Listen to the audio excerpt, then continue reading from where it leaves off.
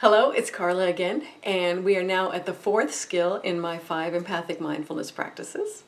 And this skill is called conscious complaining. I love this skill. Now, I lifted this practice from the book Wishcraft by Barbara Sher. And in Wishcraft, it's a lovely, it's not witchcraft, it's wishcraft. It's a lovely book from, I don't know, the 70s or the 80s that talks about what you need to do in this world is what you dream of, what you wish for, what you wanted to be when you were a kid, the thing that keeps drawing you. That's what you need to do in this world. But doing that is incredibly hard.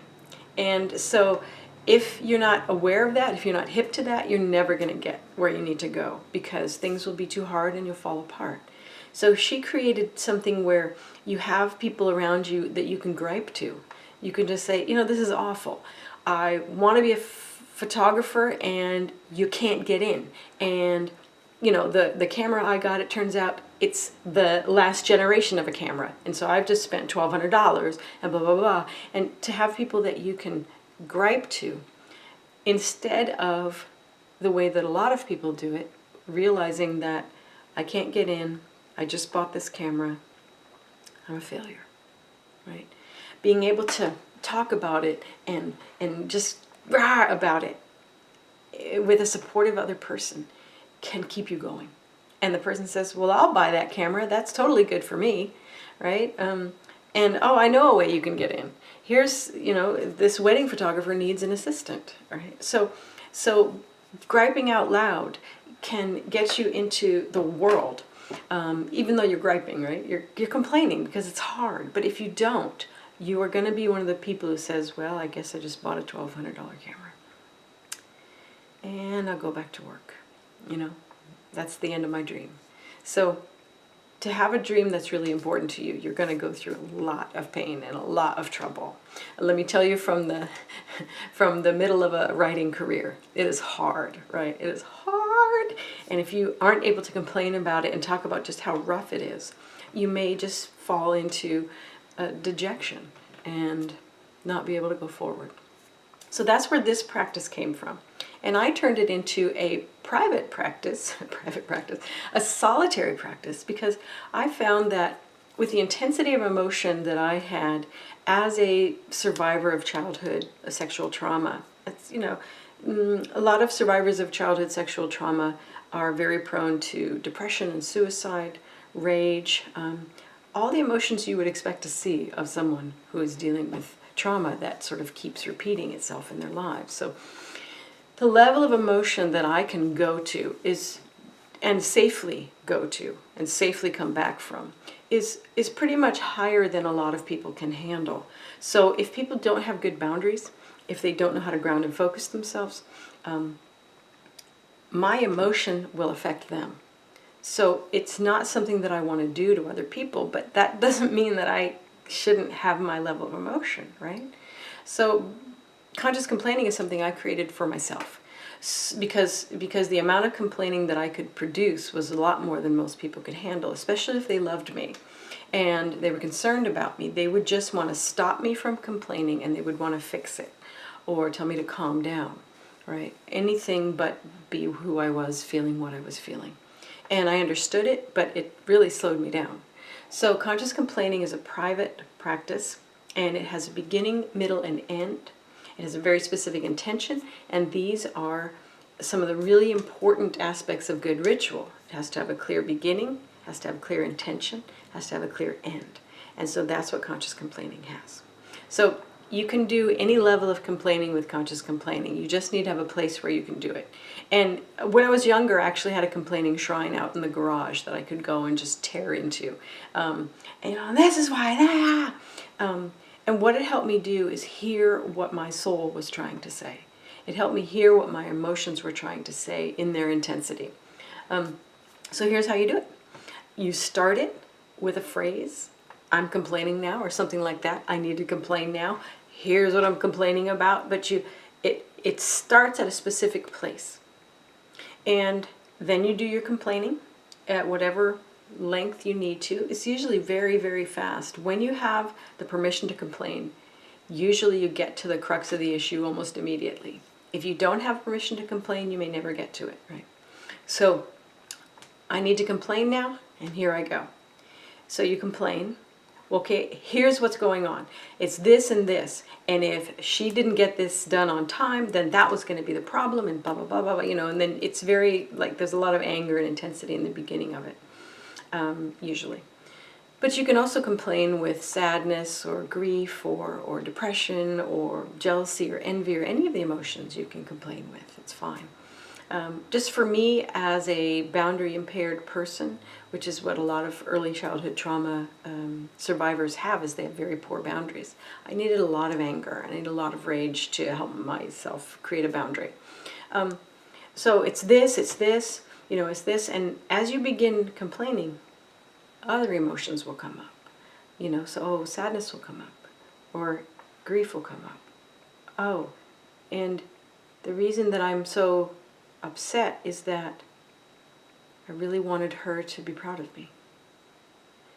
And now I don't know if that's going to happen, right? I mean, you'll notice it when you do conscious complaining, it'll slow down.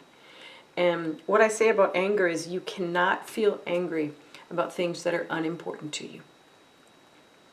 So if you're angry, there's a level of intense importance that has been sort of breached. And if you just stay in the anger, like, screw you, blah, blah, blah, you may never understand the importance. You may never understand what really brought you here. So conscious complaining helps the anger express itself, and sort of spend itself. So then the other emotions can come up. Thank you, anger. Thank you for doing that. And tell you what's really going on. It's not that it wasn't an angering event. It was. It's not that anger is a secondhand emotion. That's ridiculous. Anger sets a boundary. And so when anger's going and sort of jumping out in front of other emotions like sadness, anger is doing what it does. Anger sets a boundary. It's not a secondhand emotion. It's setting a boundary. And then your practice is to help the anger express itself in a safe way, like in conscious complaining, so that the other emotions can come up and say, oh, I really wanted her to feel proud of me, or this project was so important and I failed. Or something like that, so you can get to it.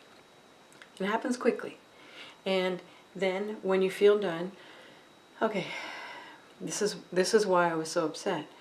I need to come back at it a different way and start again. Thank you, I'm done complaining. Thank you. So, beginning, a middle, and an end. And the permission to complain and the permission to do so privately will help your emotions. This is a top level emotional channeling practice. It will help your emotions know that they have a voice. No matter what the emotional skills of anybody around you are, your emotions have a voice and a place to speak to you. And especially the socially unacceptable emotions, right? Like rage or hatred or whatever socially unacceptable emotion you have, or sincere despair or something along those lines. Your emotions now have a place, they have a voice, and they have a person who will listen to them and who can handle them at whatever level they want to come out, right? You can handle these emotions. Conscious complaining is an emotional channeling practice that you can do on your own, alone, that has a beginning, middle, and an end.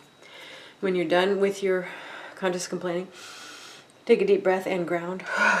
Shake off. All right. Thank you, emotions. Now I know what's going on. Before it looked like I was just totally peeved off, right? But there's an incredibly important piece underneath here. Now I can go work with that, right? Because I have expressed the truth of what I'm feeling. Now, conscious complaining is not what I call a cathartic practice. Back in the 70s and 80s, there was this cathartic practice where you would beat the crap out of pillows, or you would beat a punching bag, or you would, tear into the couch, and you would just have a rage, like a tantrum. And that seemed good at the time, but with rage, it turns out, there are some emotions that you can do cathartic practices with, like crying, laughing, let me think. Anxiety, I'm not sure about that one, because the way that anxiety can get into a feedback loop so easily. But with rage, it turns out that teaching your body to go to rage and to use violence when you are angry, right? To use violence, without any other practice around it, can actually teach your organism that when it's time to be angry, you go to rage and violence. So it's really important to create an anger practice specifically, a rage practice specifically, that does not teach you to become violent, right? Now, if you want to work with violence, then go into like Aikido, right? Go to a dojo and learn the rules around violence. Learn how to become an honorable person in the presence of violence, in the presence of hitting or being hit, right? Do that if your rage is at that level where you need to learn, as we say, you need to learn a form of violence that's not fracked up, right? You need to learn a form of violence that has honor in it and rules and boundaries, right? But beating the holy crap out of the couch every time you're angry is not a good idea. And a thing that disturbs me about it is that it connects anger and violence like this in your body. And anger is not about violence. Anger is not about violence. Anger only arises when something is crucially important to you. Anger is about love. I said it. Anger is about vulnerability. Anger is about social justice. Anger is about setting boundaries around what is important. And if your practice, if your cathartic practice continually puts anger and violence together, you are doing a disservice to your anger. You are also doing a disservice to violence, because violence doesn't have to have anger in it. And learning a form of violence that's not fracked up, like any of the martial arts or fencing, or some ritualized violence practice, fight practice, can help you understand the crucial difference between violence and anger. Conscious complaining can also teach you that difference, because you'll go into conscious complaining and think, I'm just pissed off, right? And you might kick a box or something. And then you realize that the anger was the presenting emotion. It was the emotion that you could get to, because the emotions that were a little bit deeper maybe didn't feel quite as safe to you. And so in conscious complaining, in the privacy of your conscious complaining practice, you can begin to become more emotionally capable, because you will move through the more boundary setting or obvious emotions into the depth, into the welling up of the emotions, the griefs, the sadnesses, the depressions, the emotions that are not allowed to come up, right? The fears, the trepidations, the jealousies, the envies, the ones that are hated and are not allowed to come up. So poor anger has to do all the work for all these emotions that are trying to be heard but can't be. In conscious complaining, they can be heard.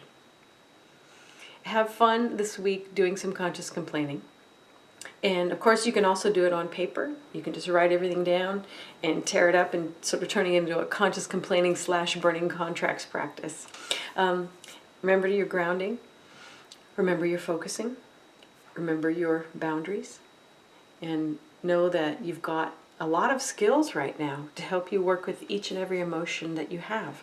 Next week, we'll look at the rejuvenation practice, which helps you work intentionally with happiness, joy, and contentment in a way that isn't fakey, that isn't trying to shove those emotions in the place of others, but to welcome them with honor and welcome them with specificity, knowing that you're doing it, and not welcoming them to shut other emotions up, but just to have an experience of them. Something that's really important to know is people are always chasing happiness and joy. They live here. They live in your body. You don't have to go anywhere to feel happiness, contentment, and joy. So we'll look at that in practice next week. I'll see you soon. Bye-bye.